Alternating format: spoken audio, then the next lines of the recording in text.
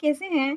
अगर आप फिज़िक्स के हाइलाइट्स को बहुत अच्छे से पढ़ना चाहते हैं तो प्लीज़ वीडियो को लास्ट तक ज़रूर देखिएगा। इस वीडियो के बाद आपको हर एक वीडियो देखने का मन करेगा क्योंकि आप बहुत अच्छे से सीखने वाले हैं। तो चलिए हम लोग फटाफट शुरू करते हैं और हाँ, सब्सक्राइब ज़रूर कर लीजिएगा ताकि आपको आगे वीडियोज़ मिलती रहे।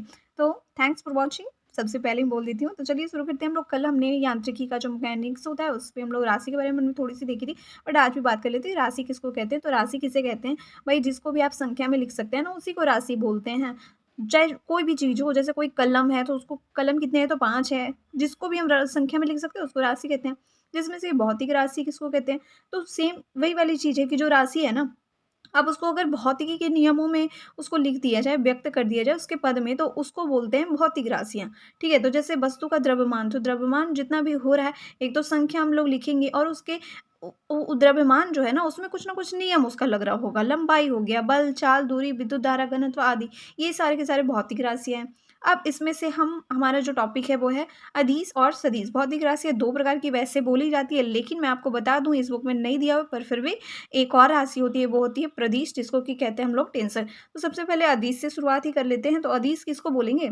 नाम से क्लियर है कि अदिश किसको बोलेंगे? तो जिसमें कि दिस, दिस मतलब क्या होता है? दिशा होता है, आगे लगा हुआ है, मतलब ये वाली चीज़ इसके पास नहीं है। मतलब जिसके पास दिशा नहीं उसको अदिश बोलते हैं। तो इसमें आपको द्रव्यमान करना, तो ये सारे तापमान ये सब आते हैं। अब जैसे कि यहाँ पे देखिए विद्युत धारा है, समय, चाल, आयतन, कार्य आदि, ये सारे भी अदिश में ही रखे जाते हैं। बट मैं आपको बताऊँगी कि कब ये जो विद्युत धारा है ना, ये अदिश में क्यों नहीं रखा जाता है कभी-कभी, तो वो आपको बाद में पता चलने वाला है। तो पहले सबसे पहले ये अदिश में इतने सारे लोग आते हैं। अब सदिश में कौन से लोग आएँगे? तो सदिश में वो लोग आते हैं जिनके पास स मतलब क्या? उनके पास है, दिश मतलब दिशा, यानी कि इनके पास दिशा है, तो ये सब सदिश में आ रहे हैं। अब इसके एग्ज़ाम्पल में देखिए कौन? वेग, विस्थापन। मतलब अब जब आपको डिफरेंशिएट करना है, जैसे कि आपको एग्ज़ाम्पल पूछ रहा है कि कौन सदिश है और कौन अदिश है, आपने याद नहीं कर रखा है बहुत बढ़िया से कि कौन सदिश है और कौन अदिश है, मतलब एग्ज़ाम्पल्स जो हो गए।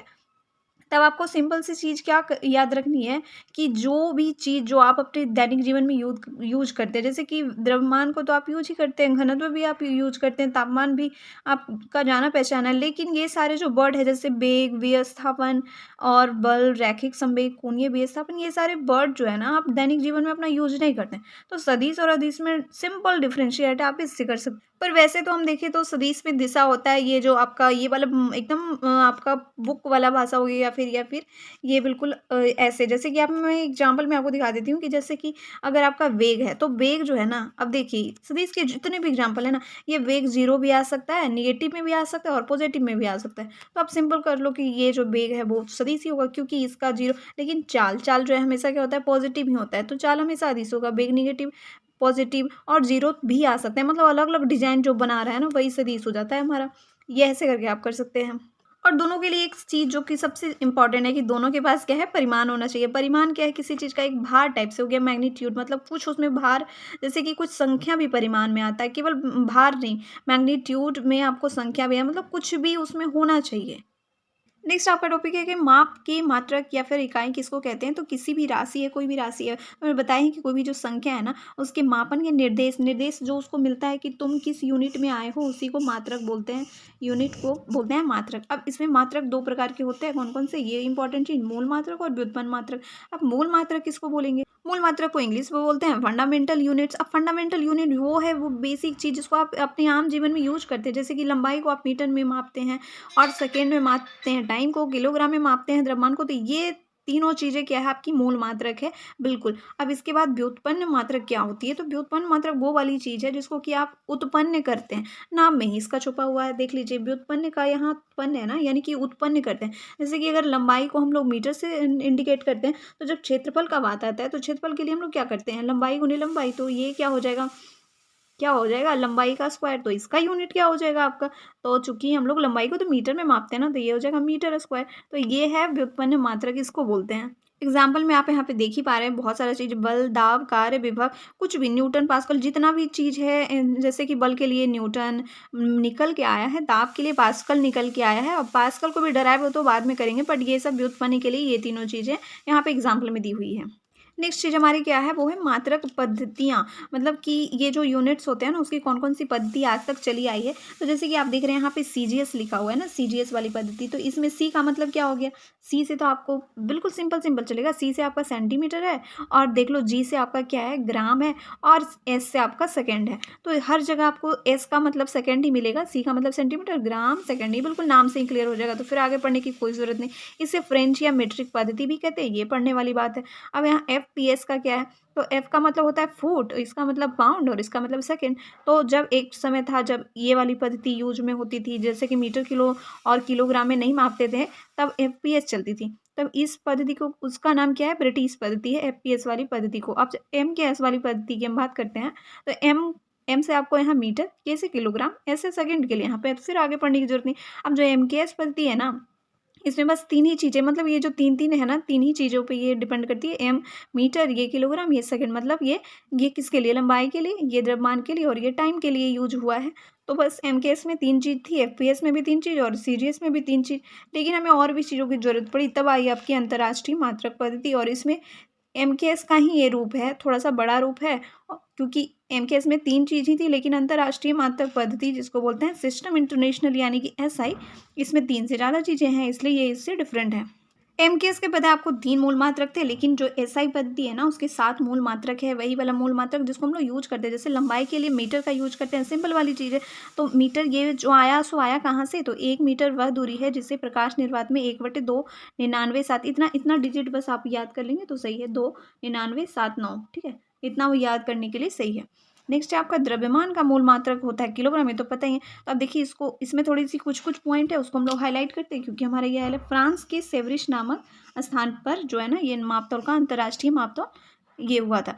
तो यहाँ पे ये जो सुरक्षित रखा गया है, ये देखिए प्लैटिनम इरिडियम का बना हुआ क्या, बेलन के द्रव्यमान को रखा गया मानक किलोग्राम। जो 1 किलो जो बना है ना, वो यही है, फ्रांस में है, सेवरिश नामक स्थान पे सुरक्षित रखा गया, बना हुआ ये प्लैटिनम इरिडियम मिश्र धातु का।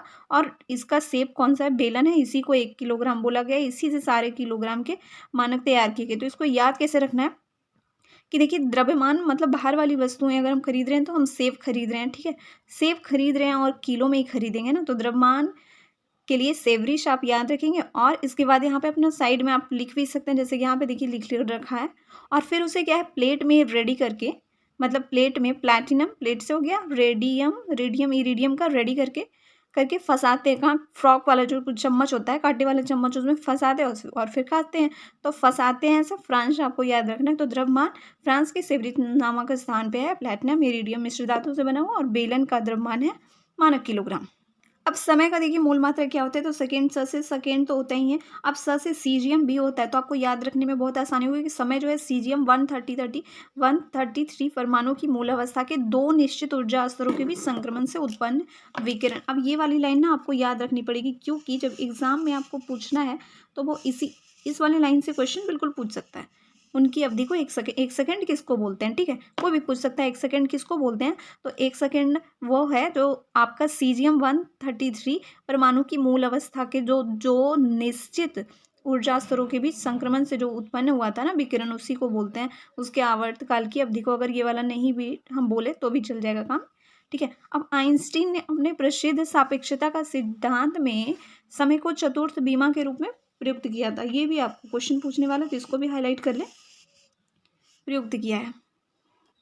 अब देखिए विद्युत धारा का मूल मात्रा क्या एम्पियर होता है। तो अगर आपको याद नहीं है तो फिर ऐसे कर सकते हैं, अम्मी पियर पियर। अब देखिए लाइट जो जलता है वो कैसा जलता है, पीला पीला जलता है ना, अगर आप कहीं भी करंट वरेंट लग रहा है तो देखे होंगे।